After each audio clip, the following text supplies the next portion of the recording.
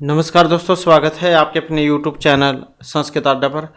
दोस्तों, आज की जो वीडियो इसमें हम करने वाले हैं, आपका जो संस्कृत का कोई सा भी एग्ज़ाम है, चाहे इसमें HSC वाला है, HPSC का है, RTET है, UP टेट, DT+B का, UGC नेट, मतलब संस्कृत का कोई सा भी एग्ज़ाम हो आपका TST या फिर PST में, तो ये जो क्वेश्चन है आपके नियम उदाहरण इन सभी एग्ज़ामों के लिए महत्वपूर्ण रहने वाले हैं, चाहे आपका संस्कृत का कोई सा भी एग्ज़ाम हो, क्योंकि इसमें समास जो है वो एग्ज़ाम में ज़रूर पूछे जाते हैं।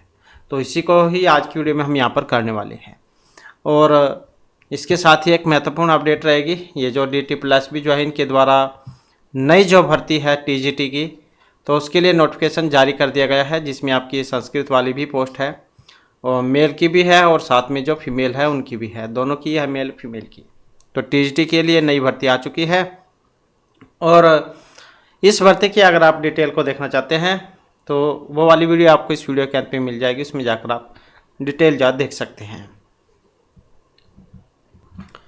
और महत्वपूर्ण अपडेट के लिए अगर आपने अभी तक चैनल को सब्सक्राइब नहीं किया तो सब्सक्राइब कर लीजिएगा और आप हमारा जो टेलीग्राम ग्रुप है उसे भी ज्वाइन कर लीजिएगा। इनका लिंक आपको इस वीडियो के डिस्क्रिप्शन में मिल जाएगा, सभी जा फ्री ऑफ कॉस्ट है। तो महत्वपूर्ण अपडेट के लिए जा इनको ज्वाइन सब्सक्राइब आप कर लीजिएगा अगर आपने नहीं किया है तो पहले हम देख लेते हैं कि समास होता क्या है। समसनम समास है, ये लाइन भी आपने बहुत बार देखी होगी एग्जाम में। तो समसनम इति समास है। तो इस प्रकार समास शब्द का अर्थ हो गया संक्षेपण, मतलब संक्षेप करना, अर्थात दो या दो से अधिक पदों में प्रयुक्त विभक्तियों समुच्चय बोधक च आदि को हटाकर एक पद बन जाना ही समास कहलाता है। यथा गायने कुशला, मतलब गाने में कुशल है, चतुर होता है, जो अच्छी तरह आता हो गाना, तो उसी को क्या देते हैं गायने कुशला। इसी तरह राजपुरुष है, राजपुरुष बनता है राजा का आदमी, उसमें षष्ठी तत्पुरुष में तत्पुरुष समास जो उसमें बनता है, आगे आएगा जो उसमें देखेंगे हम। पद में विभक्ति लोप, सीता च राम च, सीता रामो द्वंद्व समास में बनता है। तो इसमें समुच्चय बोधक चा का लोप हुआ है। इसी प्रकार से विद्या एवं धनम यश विद्या धन है। पद में कुछ पदों को लोप कर संक्षेपण क्रिया के द्वारा गायन कुशला राजपुरुष सीतारामो विद्याधन है, ये पद बनाए गए हैं। तो समास क्या होता है? संक्षेप करना। समसनम इति समास है। संस्कृत जो है इसमें कितने समास होते हैं आपके? एक तो जाएगा केवल समास, अव्ययभाव समास और तत्पुरुष समास। तत्पुरुष के बाद आ जाएगा आपका बहुब्रीहि, द्वंद्व।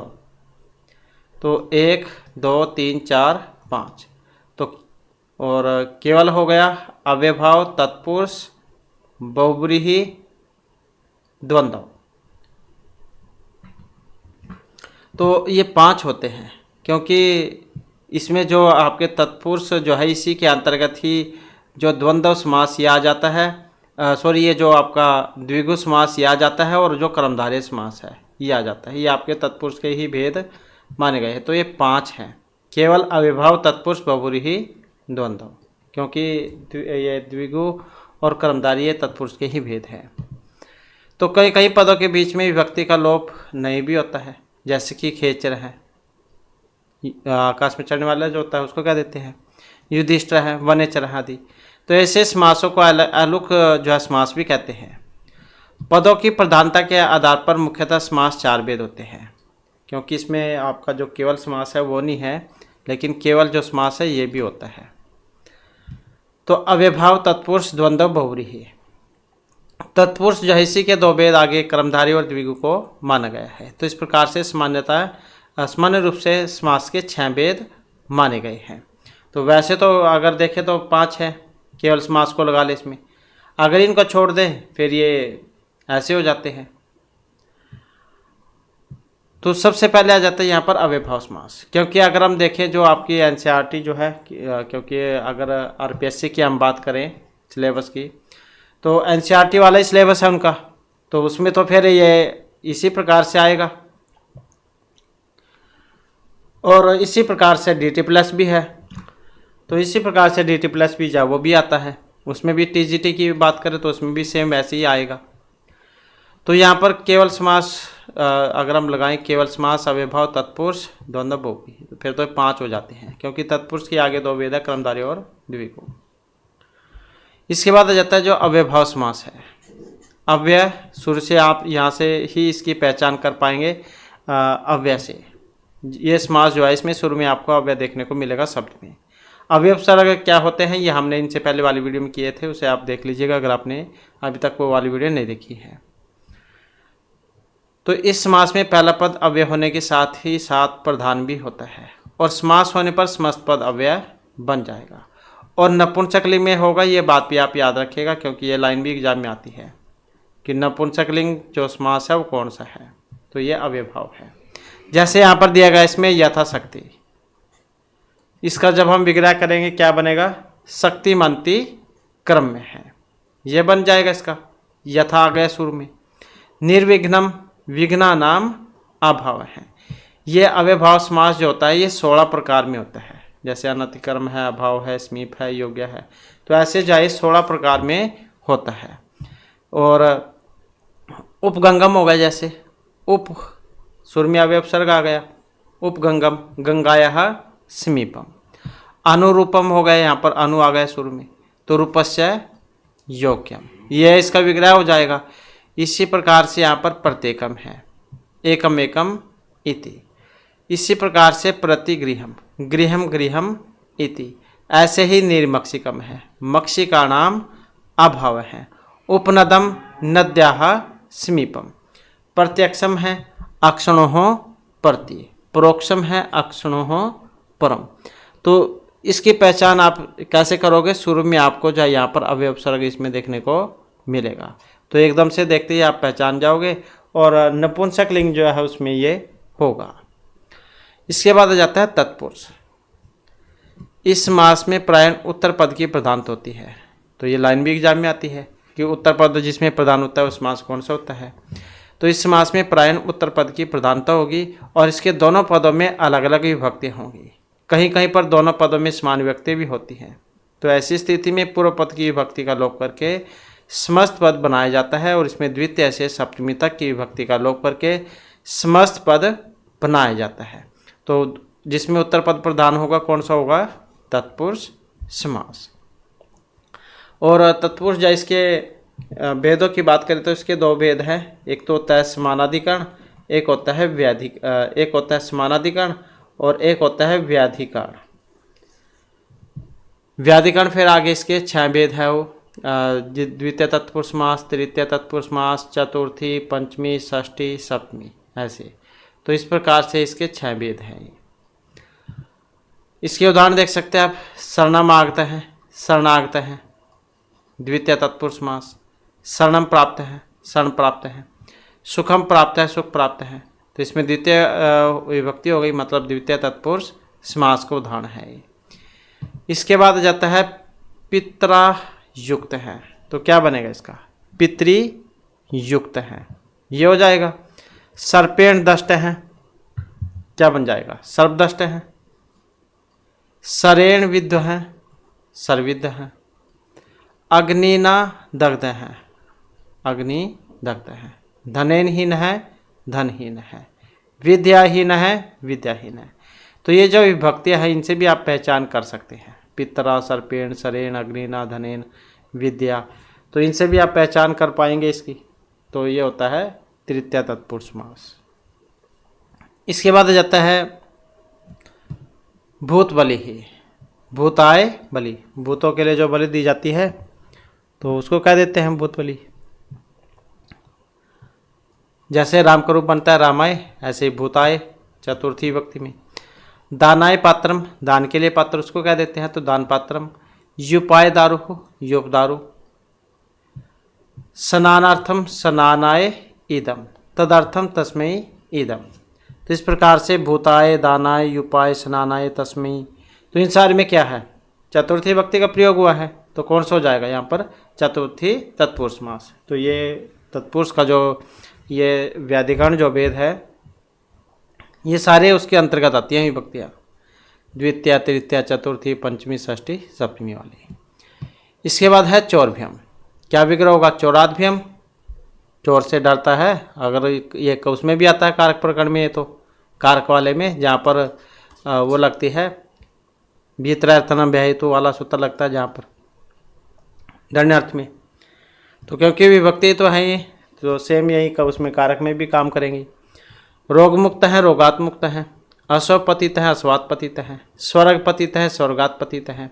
सिंह बीता है, सिंहात बीता है। राजपुरुष है, राज्यपुरुष है।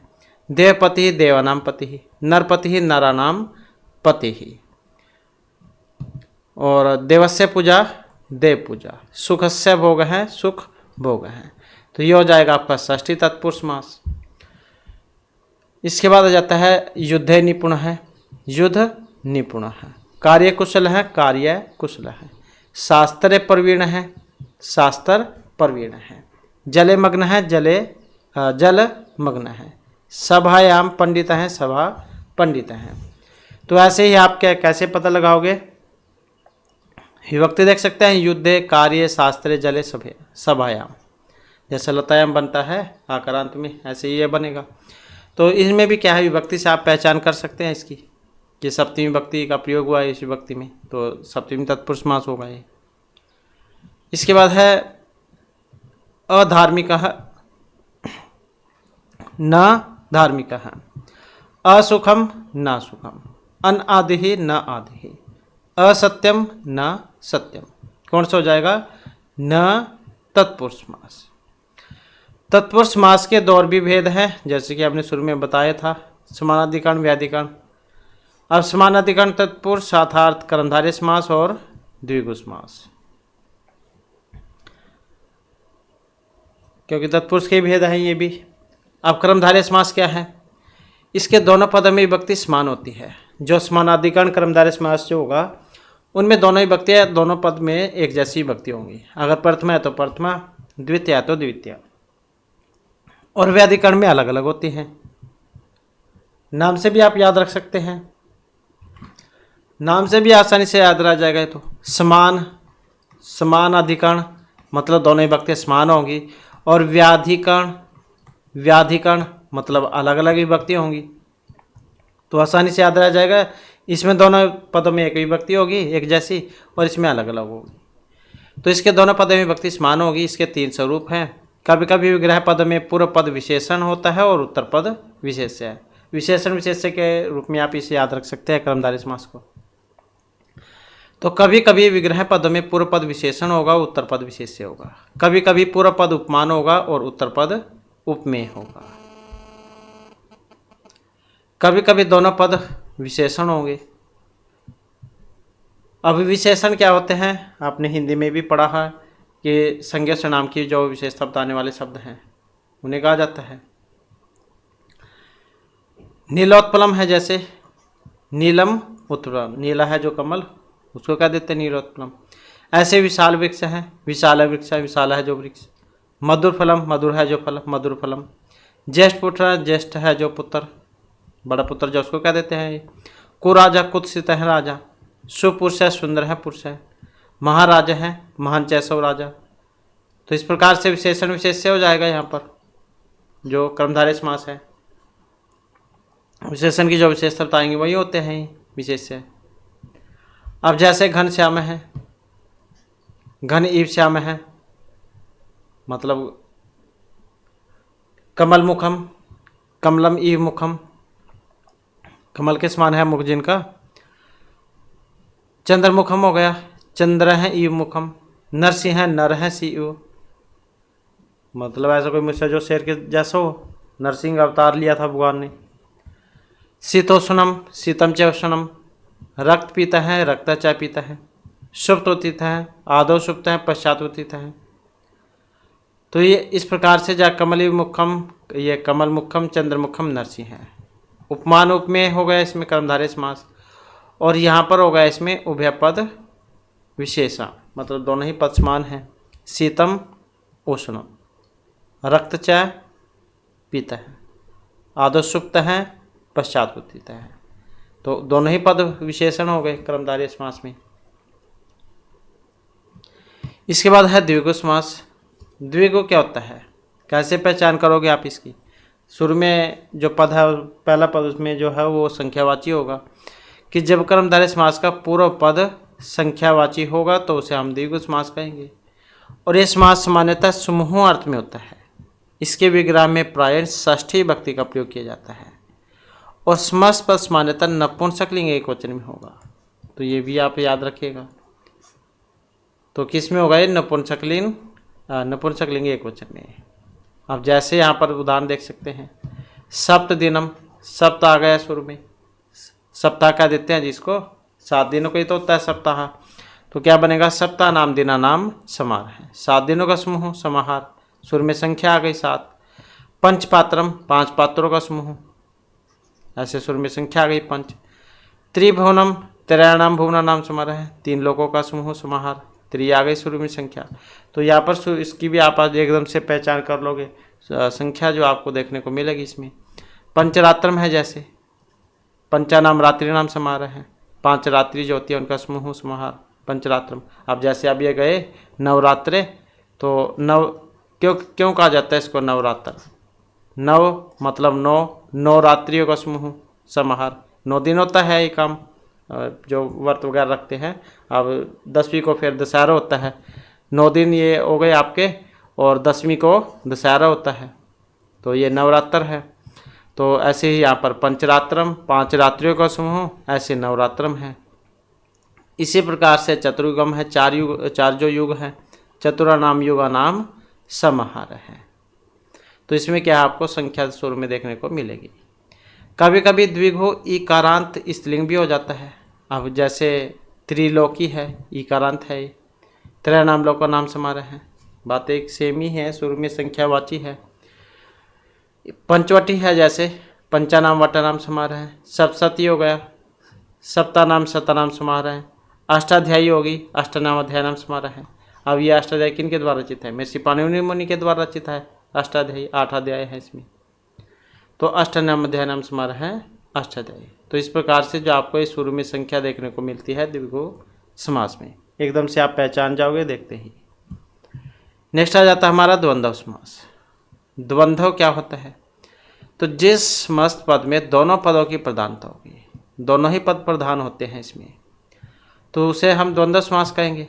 और इसके विग्रह में च जो है इसका प्रयोग होता है। लव च कुश च, लव और कुश, लव कुश हो। अगर हम हिंदी के देखें तो हिंदी में आपको डैश देखने को मिलती है, लव कुश च, इसमें लव और कुश ऐसे बीच में डैश आ जाती है। तो लव च कुश च लव कुश हो। हिंदी में भी एकदम से आपको पहचान हो जाएगी, क्योंकि संस्कृत में से हिंदी है ये बनी हुई। तो लव च कुश च लव कुश हो। यहाँ जितनी प्रधानता लव की है उतनी ही कुश की भी है। द्वंद्व समास के भी 2 रूप हैं। 2 क्या, इसके तो वैसे 3 होते हैं, यहाँ पर 2 ही बतलाए गए हैं। इतरेतर समाहार और एक शेष द्वंद्व समास। एक शेष द्वंद्व समास, तो ये 3 होते हैं इसके। एक आगे देखने को मिल जाएगा आपको, हो सकता है यहाँ पर कुछ रह गए हो। तो इतरेतर द्वंद्व समास, समाहार और ये एक शेष द्वंद्व समास, ये 3 भेद है इसके। आप 2 इसके 3 भेद याद रखिएगा। अब जैसे इतरेतर द्वंद्व समास है इसमें, तो जिस समस्त पद में दोनों पदों का अर्थ अलग अलग होता है उसे इतरेतर द्वंद्व समास कहते हैं। समस्त पद में संख्या के अनुसार द्विवचन या फिर बहुवचन होता है, किंतु लिंग परिवर्तन परवर्ती या उत्तरवर्ती पद के अनुसार होगा। अब जैसे यहाँ पर इतरेतर द्वंद्व समास की पहचान क्या, दोनों ही पद अलग अलग होंगे। पार्वती परमेश्वर, पार्वती अलग है, परमेश्वर अलग है, क्योंकि भगवान शिव और पार्वती अलग अलग हैं, तो उनके लिए आया है। दोनों ही इसमें अलग अलग हैं दोनों पद। तो पार्वती चाहे परमेश्वर चाहे, ये हो जाएगा इसका। इसी प्रकार से यहाँ पर रामकृष्ण है, राम च कृष्ण च, राम अलग है कृष्ण अलग है। धर्मार्थ काम मोक्ष, धर्म च अर्थ च काम च मोक्ष। सीता रामो, सीता च राम च। पुत्र कन्या, पुत्र च कन्या च। राधा कृष्णो, राधा च कृष्ण च। धन जन यौवनानी, धन च जन च यौवनम च, ये हो जाएगा। समाहार द्वंद्व हो गया, जैसे जहाँ अनेक वस्तुओं का संग्रह दिखाया जाता है अर्थात समूह की प्रधानता होती है, तो वहाँ पर होता है समाहार द्वंद्व समास। तो जहाँ अनेक वस्तुओं का संग्रह दिखाया जाता है अर्थात समूह की प्रधानता होगी तो वहाँ पर समाहार द्वंद्व समास होगा। आहार च निद्रा च भयम च इति एतसाम समाहार है। आहार निद्रा भयम, आहार च निद्रा च भयम च इति एतेषाम समाहार है। आहार निद्रा भयम समूह का बोध कराएगा। पानी पादम है, पानी च पादव च, यव चणकम हो गया, यव च चणक च, पुत्र पौत्रम पुत्र च पुत्र च। तो ये हो गया समाहार। और एक शेष द्वंद्व समास वहाँ पर होगा जहाँ पर समास पद एक ही के बारे में बतलाएगा। जैसे पितरौ है, पितरौ कह देते हैं हम पितरौ।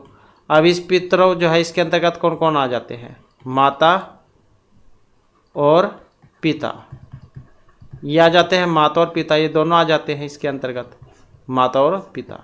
तो ये होता है एक शेष द्वंद्व समास। पितरौ आपको आ जाएगा और पूछ ले जाएगा इसका विग्रह क्या है, माता चाहे पिता चाहे, ऐसे। तो द्वंद्व समास के संदर्भ में कुछ अगर हम बातें को ध्यान में रखें तो जैसे हर्षव इकारांत और हर्षव उकारांत पद को समस्त पद में पहले रखा जाता है, हर्षव ई और हर्षव उ को। वायु च सूर्य च, क्या बनेगा? वायु सूर्य। तो द्वंद्व में स्वर आदि और हर्षव आकारांत पद को पहले रखा जाता है। कौन? स्वर आदि और हर्षव आकारांत पद को। ईश च कृष्ण च, क्या बनेगा? इस कृष्ण। कम स्वर वाले पद को भी पहले रखा जाता है, जैसे राम च केशव च, राम केशव। हर्ष स्वर वाले पद को पहले रखते हैं, कुश च काश च, कुश काशम। श्रेष्ठ या पूज्य पदों का प्रयोग पहले होता है, जैसे माता च पिता च, क्या बनेगा? माता पितृ। पिता की अपेक्षा माता अधिक पूजनीय है। तो पहला गुरु जो माता को ही माना गया है, तो माता के स्थान भगवान से भी ऊंचा माना गया है। पहला गुरु क्या है? माता ही होती है। तो ये है आपका समास। इसके बाद आ जाता है बहुब्रीहि। बहुब्रीहि क्या है? तो जिस समास में न तो पूर्व न उत्तर बल्कि अन्य ही पद प्रधान होगा, तो वही होता है बहुब्रीहि समास। तो जिस समास में पूर्व और उत्तर पद प्रधान न होकर किसी अन्य पद की प्रधानता होगी तो उसे हम बहुब्रीहि समास कहेंगे। अब जैसे इसी से लगा लो, दशहरा था, दशहरे में रावण जलाया जाता है, रावण का क्या नाम है? दशानन। 10 है मुख जिनके, उनको कहा जाता है दशानन। तो 10 आनंद, 10 है मुख जिनके। अब 10 मुख किन के थे हैं? तो रावण के लिए आते हैं, ये इस नाम का प्रयोग होता है दशानन। ऐसे ही गजानन है, गजानन, गज का मुख है जिनका, गजानन। अब ये किन के लिए आता है? गजानन। तो इस प्रकार से जो है आप इसका पता लगा सकते हैं। मतलब जहाँ पर क्या है, न पूर्व पद की प्रधानता होगी न उत्तर की, बल्कि अन्य ही पद की प्रधानता होगी, तो वहाँ पर जो इसका प्रयोग होता है। तो विग्रह करते समय इसमें यस्सहसा ये लगाया जाता है। अब जैसे यहाँ पर देख सकते हैं महाबाहु, महाबाहु किन के लिए आता है? विष्णु के लिए आता है। महांतव भावु यस्सहसा, तो यह आपको यस्सहसा जो है ये देखने को मिलता है बहुब्रीहि समास में। दशानन है, जैसे कि ऊपर आपने पढ़ा भी, रावण के लिए आता है। दशाननी यस्सहसा। पीताम्बर है, कृष्ण के लिए आता है, पीले वस्त्र है जिनके, पीतमम्बरम यस्सहसा। चतुर्मुख है, 4 है मुख जिनके, ब्रह्म के 4 मुख, तो चत्वारि मुखानि यस्सहसा। इसी प्रकार चक्कर पाणी, चक्कर है हाथ में जिनके, किनके? विष्णु के हाथ में चक्कर, तो चक्रम पाणुम यस्सहसा। शूल पाणी किन के हाथ में? त्रिशूल, भगवान शिव के हैं, तो शूलम पाणु यस्सहसा। ऐसे चंद्रमुखी नारी, चंद्रमा के समान मुख है जिनका, ऐसी कोई स्त्री नारी, तो चंद्र इव मुखम यस्सहसा। पाषाण हृदय है, मतलब कोई पुरुष लगा लो कि ऐसा कोई व्यक्ति जिसका जो हृदय पत्थर के समान कठोर हो, किसी पर कोई दया न करता हो, तो पाषाणवत हृदय यस्सहसा। कमल नेत्र है, कमल नेत्र, कमल के समान नेत्र है, आंखें जिनकी मतलब सुंदर आंखों वाली, तो कमलीम नेत्र यस्सहसा। चंद्रशेखर है, चंद्रमा है शिखर पर जिनके, किन के शिखर पर? चंद्रमा, भगवान शिव के हैं, तो चंद्र है शेखरे यशस है। तो ऐसे जो है बहुत सारे रूप है यहाँ पर। तो इनकी पहचान आप कैसे करोगे, तो आपको जो है यहाँ पर अन्य ही जो शब्द है उसके बारे में पता लगता है। चंद्रशेखर किन के लिए आता है, भगवान शिव के लिए। कमल नेत्र उसको कह देते हैं जिसकी आंखें सुंदर हो। पाषाण हृदय उसको कह देते हैं जिसका हृदय पत्थर के समान हो। शूल पाणी, चक्र पाणी। तो इसकी पहचान आप कैसे करोगे, आपको इसमें न पूर्व पद न उत्तर पद बल्कि अन्य पद की प्रधानता होगी। तो ये अन्य के बारे में ही हमें पता लगा यहाँ पर जो है ये। अब आ जाता है जो एक शेष की हमने बात की थी, द्वंद्व का जो भेद था। तो जहाँ अन्य पदों का लोप होकर एक ही पद शेष बचे तो वहाँ पर होता है एक शेष द्वंद्व समास। और समास से अलग होता है, जैसे बालक च, बालकः च, बालकः। एक शेष में पुल्लिंग और स्त्रीलिंग पदों में से पुल्लिंग पद ही शेष रहेगा। अब जिसका उदाहरण हमने बताया था ये पितरौ, माता च, पिता च, पुत्रौ, दुहिता च, पुत्र च। तो इस प्रकार से जो आपके ये समास थे, और इनके जो क्वेश्चन होंगे आगे आने वाली जो वीडियो है उसमें हम इनके क्वेश्चन जो उनको भी करेंगे। ये आपके सभी एग्जाम के लिए महत्वपूर्ण है। यही हमारी क्लास और महत्वपूर्ण क्वेश्चन थे। और नेक्स्ट वीडियो की इसके लिए आपके लिए नए जो महत्वपूर्ण क्वेश्चन हम लेकर आएंगे। और हमारे साथ अंत बनाने के लिए धन्यवाद।